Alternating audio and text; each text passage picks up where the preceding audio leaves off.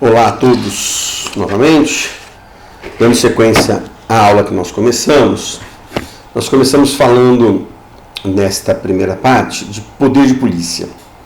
Hoje nós vamos encerrar a matéria de poder de polícia e já vou disponibilizar a vocês todo o material. Apenas para nós recordarmos o que é poder de polícia. Então eu trouxe uma definição muito rápida para vocês aqui. Poder de polícia é uma atividade estatal que limita o exercício dos direitos individuais em prol do interesse da coletividade. Então, duas coisas aqui são fundamentais. Primeira, ela é uma atividade estatal, pertence única e exclusivamente ao Estado. Segundo, ela tem que atuar contra os indivíduos na sua liberdade e no seu patrimônio em favor de uma coletividade. A definição específica do poder de polícia, ela se encontra no artigo 78 do Código Tributário Nacional, que vocês vão olhar e vão verificar. Bom, qual é o objeto do poder de polícia, né? O que ele visa, né? O que ele acrescenta? Então, o poder de polícia poderá atuar sobre todos os bens, direitos, interesses e atividades individuais, desde que as restrições se justifiquem, porque previstas em prol de um interesse coletivo e pautada pelo princípio da proporcionalidade e desde que estejam de acordo com os limites constitucionais e legais. Vamos fazer algumas observações aqui. Quais são? Primeira, o poder de polícia ele é destinado, ele tem como objeto, proteger a sociedade, garantir uma evolução da sociedade, por isso que a supremacia do interesse público de uma coletividade, em desfavor do indivíduo, seja ele pessoa física ou pessoa jurídica, que deve seguir regras contra o seu direito fundamental de liberdade e seu direito fundamental de patrimônio. A administração pública, em nome deste interesse, irá medir, irá contornar, irá regular, jamais extinguir respectivos direitos. Ponto. Só que ela tem que ser pautada na realização destes fatos por um princípio, chamado princípio da proporcionalidade. Há discussões do que é o princípio da proporcionalidade, o que é o princípio da razoabilidade. São dois princípios diferentes, são um só. Vocês vão encontrar autores falando de tudo que é jeito, tá? Mas eu entendo que são duas coisas diferentes.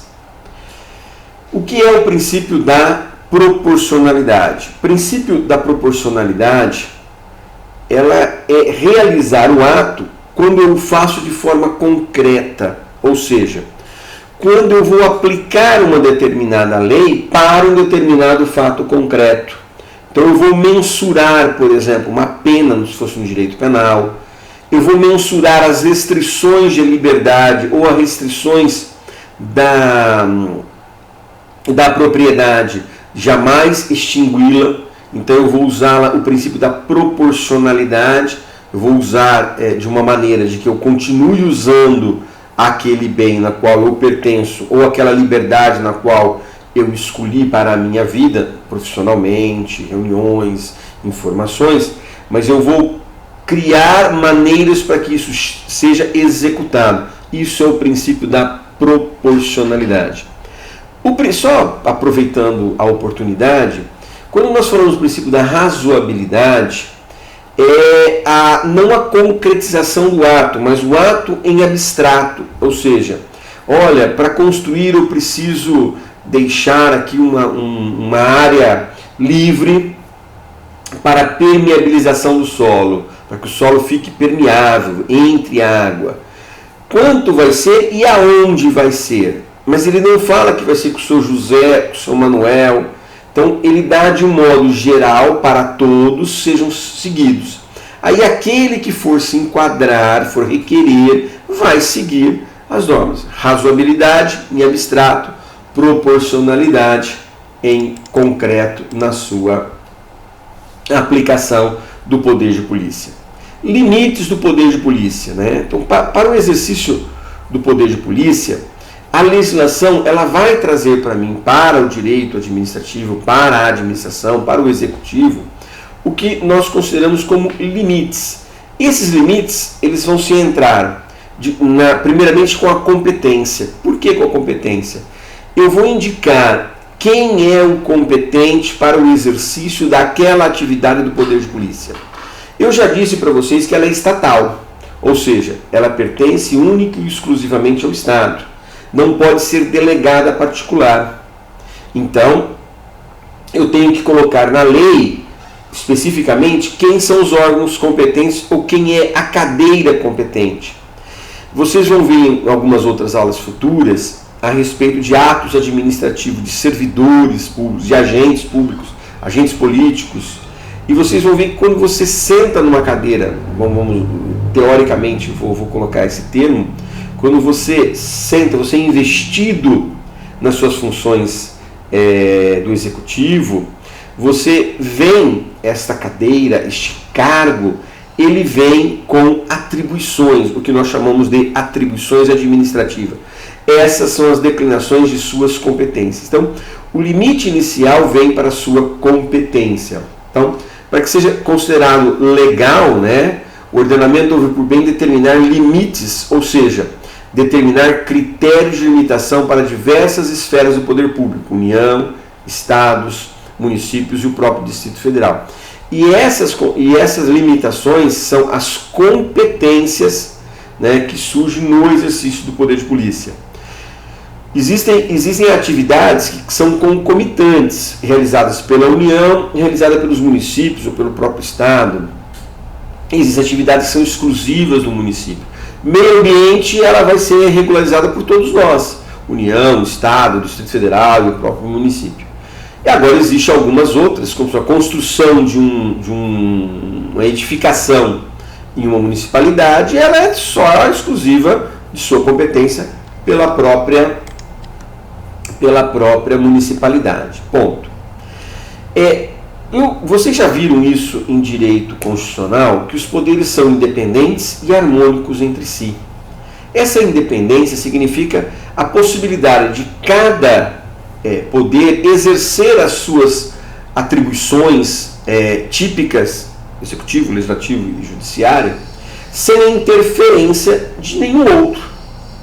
No nosso caso aqui, vocês vão ver que o poder de polícia ele tem uma característica, né, um atributo chamado presunção de legitimidade por quem o faz. Primeiro passo. E este ato realizado, ele contém um princípiozinho chamado princípio da autoexecutoriedade do ato. O que é a autoexecutoriedade do ato? Né? Pode-se executar o ato sem autorização do judiciário, por conta do interesse público. Todavia, é da essência dos atos administrativos serem sempre revisáveis, revistos, tanto pela própria administração, que é o princípio da tutela ou da autotutela, como eu já disse para vocês, ou como pelo próprio judiciário, quando houver um abuso de poder, um desvio de poder, tá? Um desvio de finalidade. Tá? Ante a inexistência do direito brasileiro, que nós não temos no direito brasileiro, o chamado contencioso administrativo. E esses atos, tá, administrativos da autoexecutoriedade, ele abrange dois elementos: a exigibilidade do ato e a executoriedade do ato. Exigibilidade consiste na possibilidade de decidir, de exigir aquele ato. E a executoriedade, trazida como uma possibilidade de executar diretamente, com maior celeridade, o ato editado. Por exemplo, na exigibilidade, eu vou exigir que todos aqueles que se enquadrem no restaurante devam ter lá 2 banheiros na edificação. Só que eu vou também executar se caso eles não tiverem cumprido o fechamento deste estabelecimento, até que ele cumpra o que a lei assim o determinou. Obviamente que existem situações que eu vou precisar do Poder Judiciário. Tá? Então, por exemplo, a administração pública ela pode lançar a tributação para vocês. Se vocês não pagarem, ela pode, deve, é o poder dever, que eu já expliquei para vocês, lançar na dívida ativa. Só que ela não pode executar isso de forma direta, ela vai precisar do Poder Judiciário. Ela pode, inclusive, em algumas circunstâncias, levar isso a protesto, né? Deixar o seu nome, né, devido àquela causa como negativado. Mas para ela executar, ela vai precisar do Poder Judiciário para tanto. Um pouquinho diferente, há uma discussão aí, quando eu recebo, por exemplo, uma multa de trânsito, né? Eu não consigo licenciar o meu veículo, né, enquanto eu não pagar a própria multa. Então aí está feito a exigibilidade e a executoriedade tudo junto, tá bom? Além disso, as normas editadas do Poder de Polícia, elas são imperativas, são obrigacionais, são coercitivas, né? A prerrogativa determina comportamento à coletividade e exige o efetivo cumprimento daquelas normas, sempre pautado no interesse público e na proporcionalidade, porque senão não tem como. Então, para que este ato tenha valia, ele tem que ter feito por alguém que seja competente, tenha finalidade de melhorar, de apaziguar, de restringir em nome da sociedade, e ele tem que ter uma forma, ou seja, tem que vir ao nosso mundo de uma forma correta. Então, se é um decreto, tem que vir para um decreto. Vamos imaginar se fosse uma lei, tem que vir para uma lei, né? Então, se tem um alvará, vai ter que vir por um alvará, ou um alvará autorizatório, um alvará de licença. Nós vamos falar um pelo outro daqui a pouco. Ele tem que vir, tem que existir uma forma também. Então, eu vou verificar que a administração pública vai, primeiro, competência, fruto de uma norma legal, né? Não é presumida. A lei vai dizer quem é o respectivo competente, tá bom? Finalidade. A finalidade de interesse público, que é simetricamente o motivo e o objeto. O motivo pelo qual ela foi criada e o objeto pelo qual está sendo regulado. Se isso não tiver uma simetria, não há por que se falar no direito administrativo com relação a isso. E a forma é a prescrita ou não vedada em lei, né? Quando essencialmente prevista para a efetivação de respectivo ato. Eu estou um pouquinho resfriado, peço desculpa a vocês. Tá? Então, toda restrição de direitos ou de liberdade individual que não traga vantagens para a coletividade invalida o fundamento social do ato de polícia. Isso é óbvio, tá? Por quê? Porque se torna desproporcional, tá? Não tem a proporcionalidade adequada. Um exemplo bem banal, mas bem banal mesmo. O que interessa, por exemplo, se eu determinasse que todo mundo tinha que usar roupa azul? Afeta a coletividade? Não. Altera os interesses da coletividade? Não. Modifica ou tem alguma substância essencial para que a sociedade viva melhor se todo mundo usar azul? Nenhuma. Então, a medida aí é completamente desarrazoada, tá? Meios de atuação. O Eli Lopes Meireles, né, ele diz assim que a polícia administrativa ela atua preferencialmente de forma preventiva. Existe a forma repressiva, mas também de forma preventiva. Preventiva é, olha, todo estabelecimento que mexer, por exemplo, com carne, deverá ter o seu açougue devidamente aclimatizado. Ponto. Preventiva. Repressiva. O açougue de fulano de tal não tem. Então ela vai lá fazer as suas medições e saber se os produtos expostos para a coletividade se encontram dentro do que a determinação feita pela Anvisa ou pela municipalidade, no caso específico. Se não fizeram, o estabelecimento pode ser inclusive fechado até que se regularize. E para que eu me regularize isso, para que eu chegue a essa estabelecimento funcional, para que eu possa trabalhar de uma forma adequada, é emitido, é aí que está a forma, é emitido um alvará.